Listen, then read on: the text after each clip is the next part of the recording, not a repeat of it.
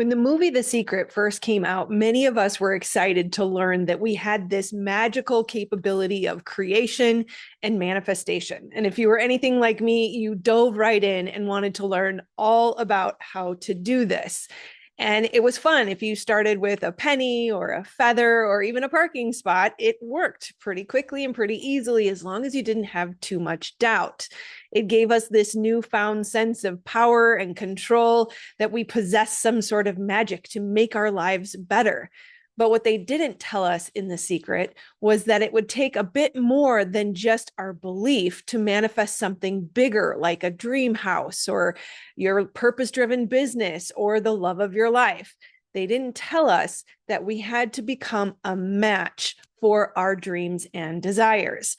And so when we start to try to manifest these things, it's very common for us to put the wish out there, create the vision board, assume as if, live as if, and then go quickly looking around us to see where's the evidence of this manifestation coming in, which of course leads to frustration because it doesn't happen quite that quickly. And in fact, in some cases, when you ask for something, you almost seem to get the opposite. It's almost as if things start to fall apart, or maybe even life gets worse. And then again, we go looking for that evidence and say, well, obviously it's not working because this is the opposite of what I've asked for, which of course then leads to further impatience and maybe even falling into our old negative thought habits, quitting and throwing our hands in the air and saying, this doesn't work for me. Or maybe this doesn't work at all. But unfortunately, that causes us to forego our creative capacity. We actually are creators. We do have the ability to call in and to create and to manifest the life of our dreams, that the divine put our desires on our heart to lead us towards our purpose, our path, and even our soul's mission. The crumbling and the falling apart is actually part of the process, and it can be perceived. And hopefully after today, you will start to see that it is evidence that your manifestation is coming in. We have to recognize that in that moment, when we voiced our request, the universe set in motion the necessary events to help us receive that and to make it happen. In fact, it's already done. It's just a question of, are you a match? Is your vessel capable of holding and receiving what you have asked for? Now, of course, we want it to just happen magically, that it just falls into our lap, that there is no delay and no effort required. But unfortunately, it doesn't work that way. If we were already a match, or we had the capacity or the vessel to hold what we had asked for, we would already have it. Have you ever wondered why many lottery winners will lose their money within the first couple of years? It's because they weren't ready to hold it. They were not a match for it, and their vessel was not ready.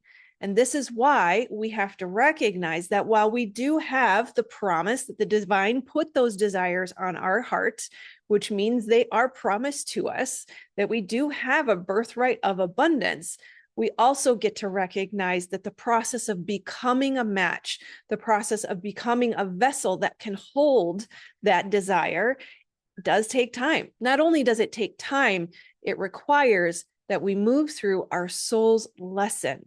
And so our blocks, our unhealed wounds, our traumas help point us towards the soul lesson that we need to get through so that we can become the vessel to hold and receive the promise of our heart's desires. We cannot have one without the other. And so in order to become that vessel or that match to our dreams, our soul lesson becomes the first priority. So this requires us to shift our perspective around pain, challenge, wounds, and trauma. And so when we ask for our soul's calling, or to step into our life purpose, or to create our own purpose-driven business, the next step may be losing our job. And instead of seeing that as a problem, we can now shift into gratitude to say, this is my soul's lesson. This is the process of becoming the vessel, becoming the match, so that I can hold and receive my heart's desire. In this example, it might be that you have a fear of going broke or a fear of bankruptcy, or you were so comfortable in that role that you were not going to leave it. And so this is the gift of God and the universe to help you move through your soul lesson so that you can receive your purpose-driven business. Another example would be calling in more abundance or wealth, yet you struggle with control issues or taking on too much.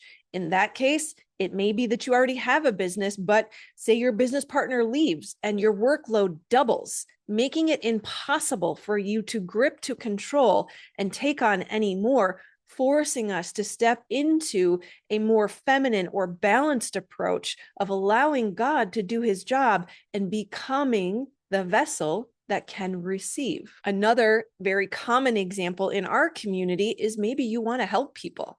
Maybe you came here with the desire to make the world a better place, but you've also experienced the relational wound of complex trauma, and you have a fear of people. You have a fear of relationships. You have a fear of rejection or abandonment. Maybe you have a belief that people always leave me or hurt me.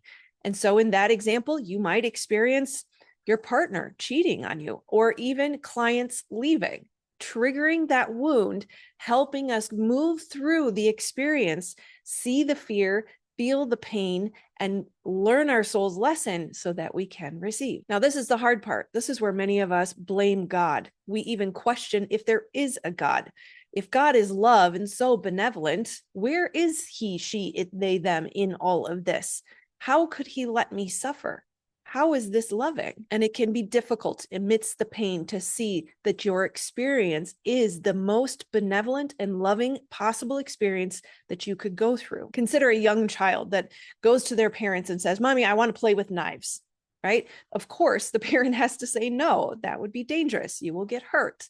But the child sees it as, well, that's not fair. They might even perceive it as a punishment. But obviously, that is the most loving thing the parent can do. The child is not ready, is not capable of handling those knives without getting hurt. This is a similar experience that we go through when we are stepping through our soul's lesson. It's important to remember that God wants to give to us. Those desires were put on our heart for a reason. It is part of our design that was intentionally put there. But not only does God want to give us the desires of our heart, even more importantly, when we move through our soul's lesson, yes, we will get the reward of the desires of our heart, but most impactful and most valuable in this process is moving towards oneness, is becoming closer to God, is receiving more of the light so that we can be reunited and in peace and happiness and joy and light for eternity. And so the good news is you get to have both.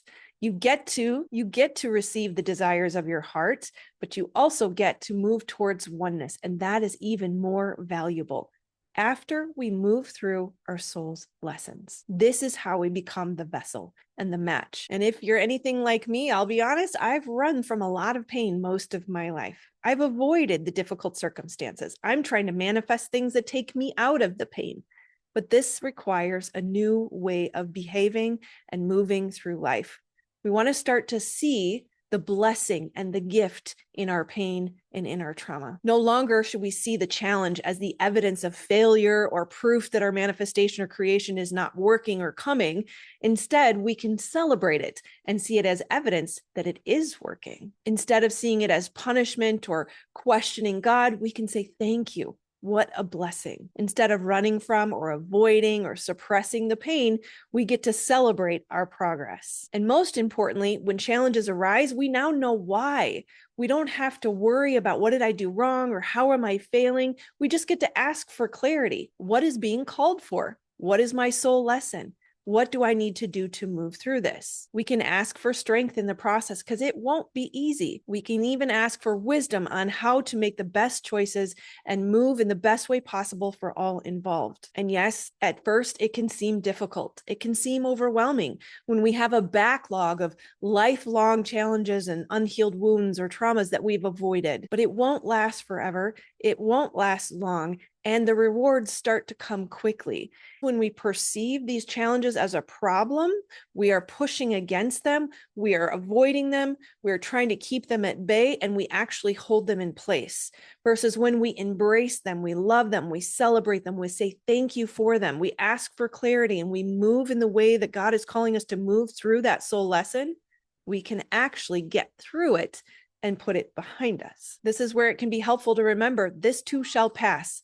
Nothing lasts forever. And most importantly, there will be a reward on the other side. So let's reframe pain and struggle and challenge. Let's run towards it and get ready to receive a reward beyond our wildest dreams. Just remember, the bigger the soul lesson, the bigger the blessing. And if you need any help with healing trauma, I am here for you. Trauma spotting saved my life, and I know it can work for you. Check out the links below for the free resources, or send me a message and we'll get started today. I love you, my friends.